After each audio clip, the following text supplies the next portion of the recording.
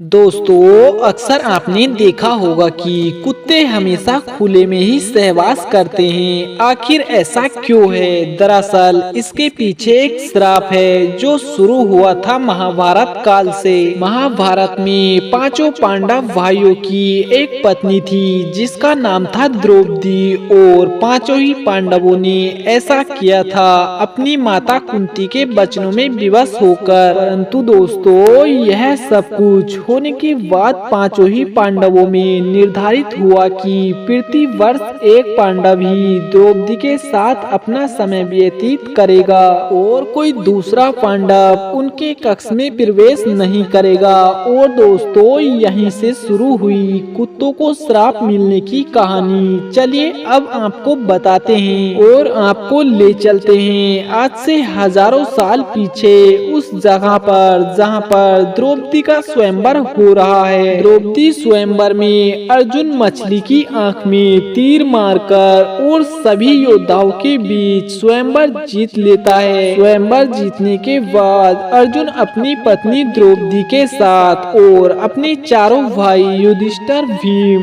नकुल, सहदेव के साथ अपनी माता के समक्ष में पहुंचते हैं। घर जाकर पांचों पांडव भाई अपनी माता कुंती से कहते हैं कि देखो माँ, आज हम भिक्षा में क्या लेकर आए हैं। और माता बिना पीछे मुड़े, बिना उसकी ओर देखे उनसे कहती है कि पांचों भाई आपस में बराबर बराबर बांट लो। और जब माता पीछे मुड़कर देखती है तो वह दंग रह जाती है। मन ही मन में सोचती है कि आज मैंने ये क्या कर दिया। और पांचों पांडव भाई भी एक दूसरे के मुंह को देखने लग जाते हैं। इसके उपराह की युधिष्ठिर कहते हैं कि माता का दिया गया वचन या कहा हुआ वचन हमारे लिए सर्वोपरि है, और इसके लिए पांचों पांडव भाइयों का विवाह द्रौपदी संग कर दिया जाता है। पांचों पांडवों को बराबर का स्थान मिले, इसके लिए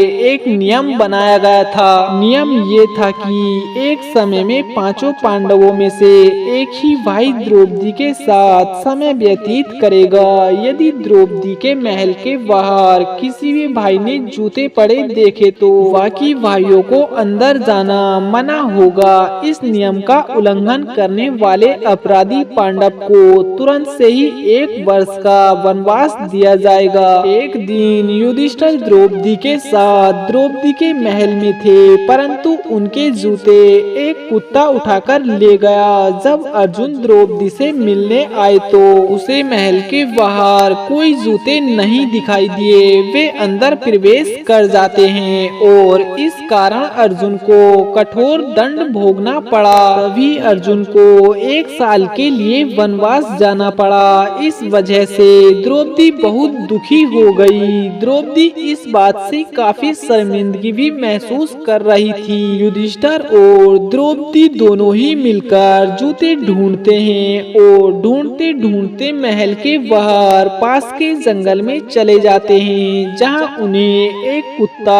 जो युधिष्ठिर के जूतों के साथ खेल रहा था। ऐसा देखकर द्रौपदी काफी क्रोधित हो गई और उसने कुत्ते को श्राप दे दिया कि जैसे तेरी वजह से एक निर्दोष को 1 वर्ष का वनवास मिला है और मुझे किसी ने सहवास करते देखा है, ठीक उसी तरह तेरी पूरी कुत्ता जात को ये पूरा संसार सहवास करते देखेगा। तब से लेकर आज तक कुत्ता जाति द्रौपदी के श्राप को भोग रही है और उपहास के साथ जीने के लिए मजबूर है। तो दोस्तों, आशा करता हूँ कि आपको हमारी यह वीडियो भी काफी पसंद आई होगी। अगर पसंद आई है तो वीडियो को एक लाइक कर दीजिए और आगे ऐसी ही वीडियोस देखने के लिए हमारे इस YouTube चैनल को सब्सक्राइब कर लीजिए।